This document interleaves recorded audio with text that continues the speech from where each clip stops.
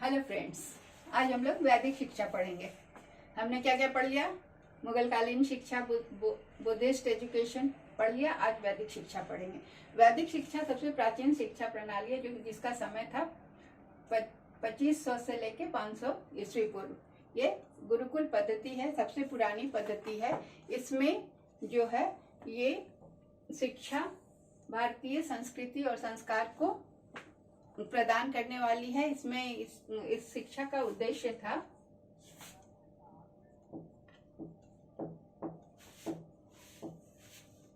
गुरुकुल या वैदिक शिक्षा। इसको गुरुकुल शिक्षा भी कहते हैं। गुरुकुल का मतलब होता है गुरु का घर।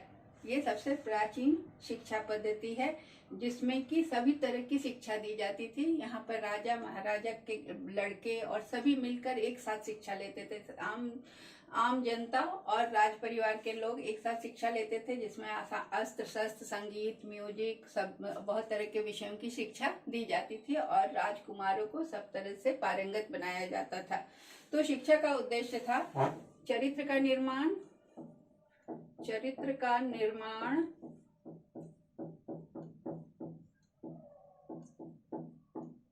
दूसरा था कि वैदिक साहित्य और कर्म कांड का ज्ञान प्रदान करना, एवं कर्म कांड का ज्ञान। इस शिक्षा पद्धति का उद्देश्य था मोक्ष की प्राप्ति, मोक्ष, आध्यात्मिक ज्ञान देना और मोक्ष की प्राप्ति करना। मोक्ष की प्राप्ति का मतलब होता है कि जन्म मरण के बंधनों से निकल जाना। तो ये वैदिक साहित्य एवं कर्म कांड का ज्ञान देना इस शिक्षा का उद्देश्य था। तीसरा था व्यक्तित्व का विकास, सर्वांगीण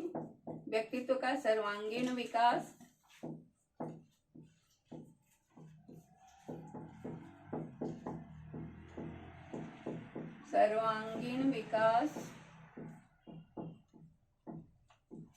ठीक है। उसके बाद था शिक्षा जो है, ये मानता था कि शिक्षा से मोक्ष की प्राप्ति होती है। तो शिक्षा क्या है? मोक्ष का मार्ग। इसका वैदिक काल की शिक्षा का उद्देश्य था कि मोक्ष का मार्ग प्रशस्त करना, मतलब मोक्ष की ओर इंसान को उन्मुख करना। फिर था विरासत और संस्कृति का संरक्षण।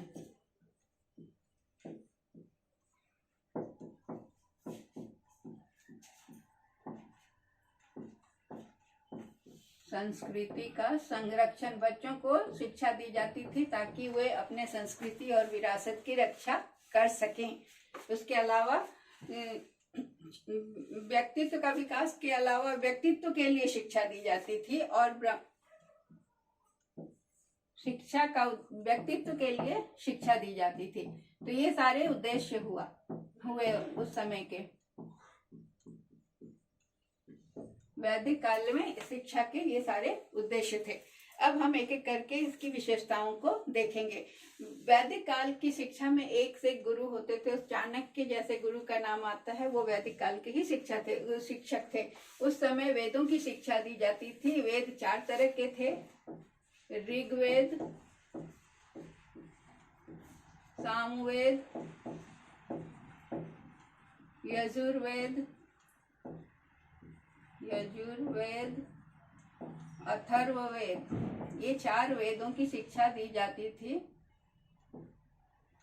अथर्ववेद, ऋग्वेद में क्या था? कर्मकांड और भारतीय सभ्यता और संस्कृति का ज्ञान था ऋग्वेद में। सामवेद में संगीत, भारतीय सभ्यता और संस्कृति का ऋग्वेद में ज्ञान होता था। सामवेद संगीत। यजुर्वेद जो था वो कर्म कांड की शिक्षा देता था और अथर्ववेद जो था वो आयुर्वेद का ज्ञान देता था। ठीक है। तो वैदिक काल को हम अलग अलग नामों से भी जानते हैं। उसके अलग अलग नाम क्या क्या थे? तो इसे उत्तर वैदिक काल भी कहा जाता था। उत्तर वैदिक काल भी वैदिक काल को ही कहा जाता है। ब्राह्मण काल भी कहा जाता है। उस समय ब्राह्मणों का वर्चस्व बहुत ज्यादा था। ब्राह्मण काल, सूत्र काल भी कहा जाता है इसे, और इसे उत्तर वैदिक काल, गुरु और वैदिक काल भी कहा जाता है। वैदिक काल भी कहा जाता है। वैदिक शिक्षा के इस पद्धति को वैदिक काल भी कहा जाता है। तो इन विभिन्न नामों से इसे जाना जाता है। ठीक है, अब हम देखेंगे एक एक करके कि वैदिक काल में शिक्षा कैसी थी, शिक्षा व्यवस्था। वैदिक काल में शिक्षा जो थी वो दो तरह की थी, प्रारंभिक शिक्षा और उच्च शिक्षा। ठीक है, तो प्रारंभिक शिक्षा, प्रारंभिक शिक्षा 5 वर्ष की आयु में शुरू होती थी।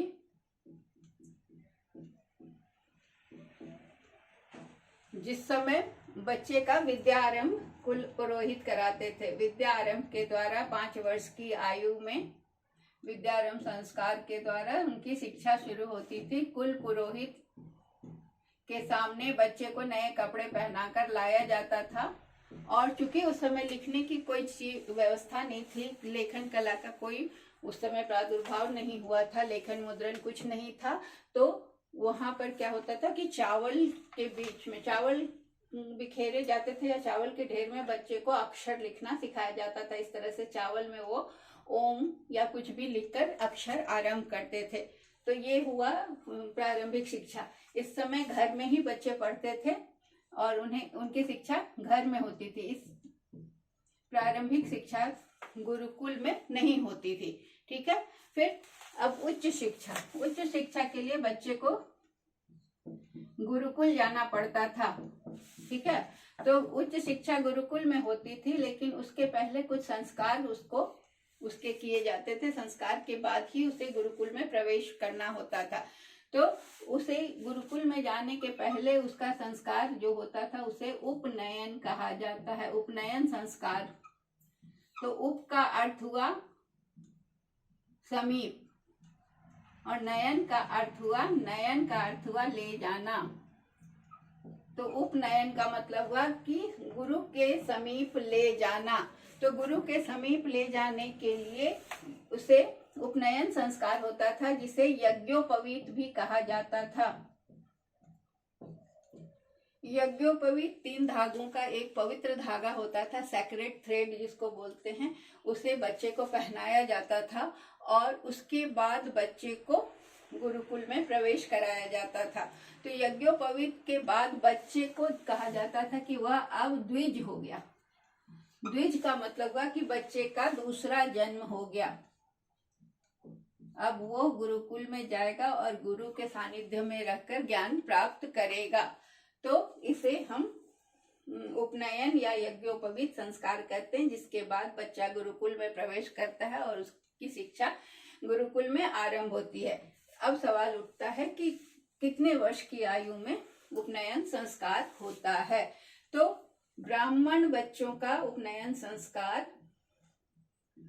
8 वर्ष में होता है और ये वसंत ऋतु में। इसके लिए ऋतु भी फिक्स है। वसंत ऋतु में 8 वर्ष की उम्र में ब्राह्मण बच्चे का उपनयन संस्कार हुआ और वो तब गुरुकुल में प्रवेश करेगा। क्षत्रिय बच्चा जो है, क्षत्रिय बच्चा 10 साल की उम्र में उसका उपनयन होगा। और किस ऋतु में होगा? तो ग्रीष्म ऋतु में, गर्मी में उसका उपनयन होगा और उसके बाद वह गुरुकुल में प्रवेश करेगा। तीसरा है वैश्य। ये 12 वर्ष की अवस्था में इसका उपनयन संस्कार होगा और ये मौसम होगा पतझड़। ठीक है, इन तीनों का होता था। उस समय वर्ण व्यवस्था थी, शूद्रों का उपनयन संस्कार नहीं होता था। वर्ण व्यवस्था में ये तीनों का उपनयन संस्कार के बाद गुरुकुल में प्रवेश मिलता था। ठीक है, उसके बाद क्या होता था कि छात्र जब गुरुकुल में प्रवेश कर लिए तो छात्रों के कर्तव्य, छात्रों के क्या कर्तव्य होते थे, गुरुकुल में जाने के बाद उन्हें क्या क्या करना पड़ता था। ठीक है, तो उसमें पहला है ब्रह्मचर्य का पालन, ब्रह्मचर्य का पालन। दूसरा है स्वयं और गुरु के लिए भोजन की व्यवस्था के लिए भिक्षाटन, भिक्षा मांगना, भिक्षा मांगना, और जो भिक्षा में मिलेगा अन्न उसी से अपना और गुरु का पेट भरना। तीसरा था आश्रम की देखभाल, आश्रम की देखरेख।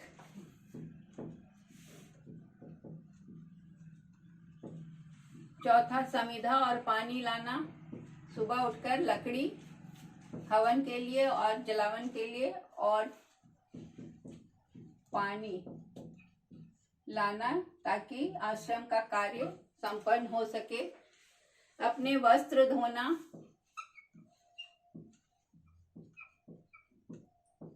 वस्त्र स्वयं धोने होते थे उन्हें, चाहे वो राज परिवार के हों या साधारण घर के हों, सबको अपने वस्त्र जमीन पर सोना।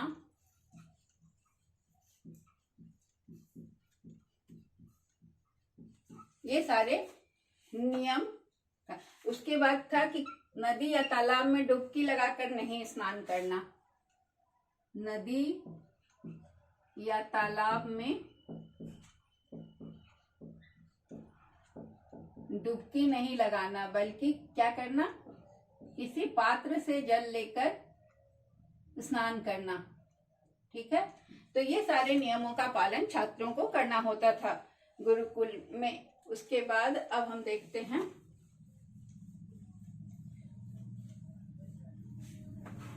कि वैदिक कालीन जो शिक्षा थी वो वेदों में सुरक्षित थी और बच्चों को उसी से वेदों में सुरक्षित शिक्षा को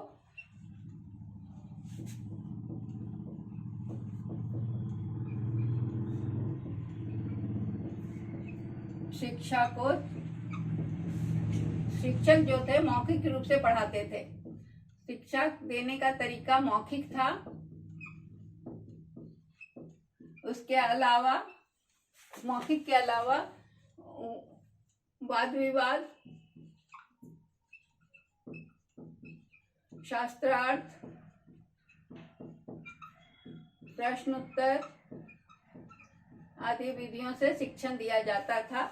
और परीक्षा जो होती थी उस समय, उसके लिए हम आगे पढ़ेंगे, परीक्षा मौखिक होती थी। अब क्या क्या विषय होते थे, बच्चे पहले पढ़ते कैसे थे? ये वेदों में सुरक्षित ज्ञान को बच्चे श्रवण के द्वारा सुनकर, मनन कर जो सुने उसको मनन कर याद कर और निधि ध्यासन मतलब उसका ध्यान करके बच्चे ज्ञान प्राप्त करते थे। तो ज्ञान प्राप्त करने के लिए श्रवण, मनन और निधि ध्यासन विधियां थी। अब विषय, वैदिक कालीन शिक्षा जो थी वो निःशुल्क होती थी। ठीक है, तो शिक्षा प्राप्त करने के बाद जब बालक घर जाने लगता था तो उपनयन संस्कार से वो प्रवेश करता था और बाहर निकलने के लिए उसका समावर्तन संस्कार होता था। समावर्तन संस्कार,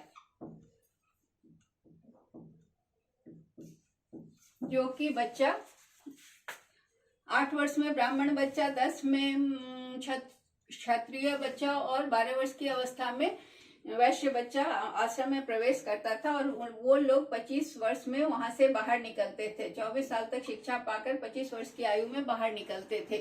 तो ये समावर्तन संस्कार का मतलब होता है वापस जाना, गृहस्थ धर्म में वापस जाना। ठीक है, तो वापस जाने के लिए उन्हें क्या है कि गुरु की वो जो घर वापस जाते थे उन्हें स्नातक कहा जाता था। स्नातक जो होते थे वो 10 साल तक शिक्षा ग्रहण करते थे। 12 वर्ष तक जो शिक्षा ग्रहण किए उसे स्नातक कहा जाता था। और जो ज्यादा पढ़ना चाहे वो लंबे समय तक पढ़ता था, तो उनकी उपाधि अलग अलग होती थी, जिसे हम अभी देखेंगे। तो ये समावर्तन संस्कार में बालक अपने वापस घर जाता था। और चूंकि शिक्षा तो निःशुल्क थी बट लेकिन बच्चे को स्वेच्छा से गुरु दक्षिणा देना पड़ता था। स्वेच्छा से कोई बाध्यता नहीं थी। निःशुल्क शिक्षा होने के बावजूद भी जब समावर्तन संस्कार के बाद बालक घर जाता था तो वो स्वेच्छा से गुरु दक्षिणा देकर जाता था। ठीक है, अब हम देखते हैं क्या क्या विषय पढ़ाए जाते थे और क्या क्या उपाधियां दी जाती थी। तो पाठ्यक्रम,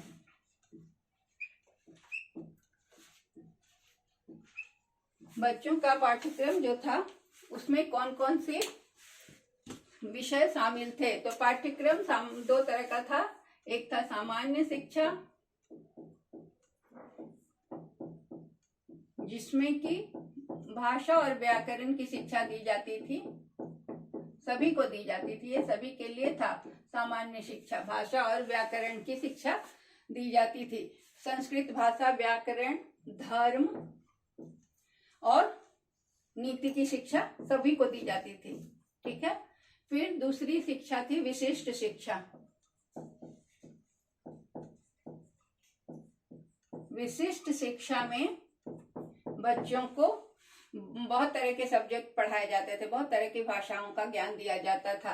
तो उसमें आता है कर्मकांड, आयुर्वेद, अस्त्र शस्त्र, संगीत, ज्योतिष, भूगोल, राजनीति शास्त्र, राजनीति, पशुपालन,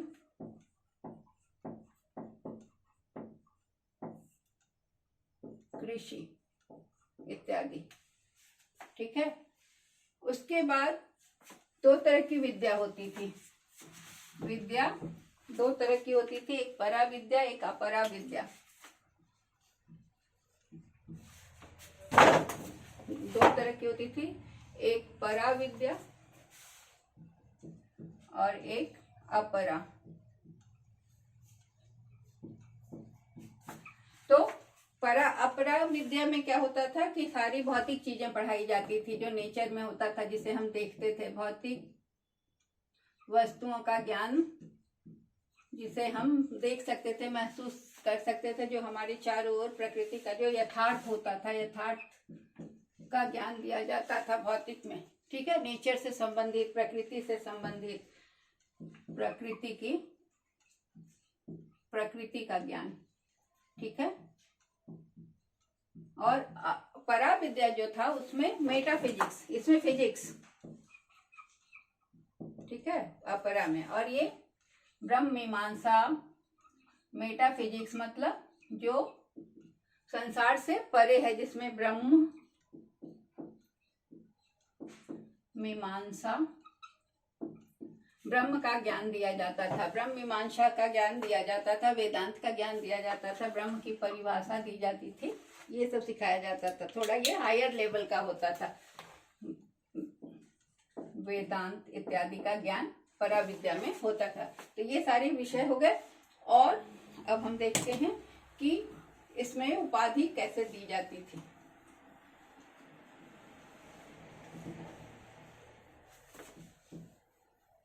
डिग्री जिसको हम कहते हैं, उपाधि।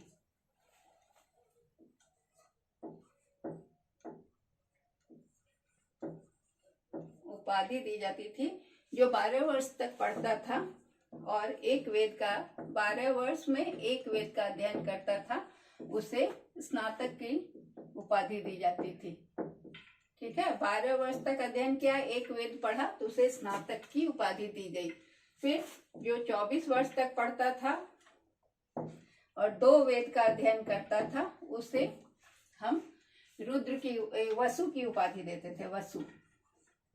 ठीक है, और जो 36 वर्ष तक अध्ययन करता था, ये लोग 12 वर्ष तक पढ़ने के बाद बच्चे जा सकते थे अपने घर। जो ज्यादा पढ़ना, आगे पढ़ना चाहता था, वो 24 वर्ष, 36 वर्ष, 48 वर्ष तक पढ़ सकते थे, जो सब वेदों का अध्ययन करना चाहते थे। तो ये 3 वेद का अध्ययन करते थे और इन्हें हम इन्हें उस समय रुद्र की उपाधि दी जाती थी। और जो 48 वर्ष तक पढ़ के चारों वेदों के ज्ञाता हो जाते थे, उन्हें आदित्य की उपाधि दी जाती थी।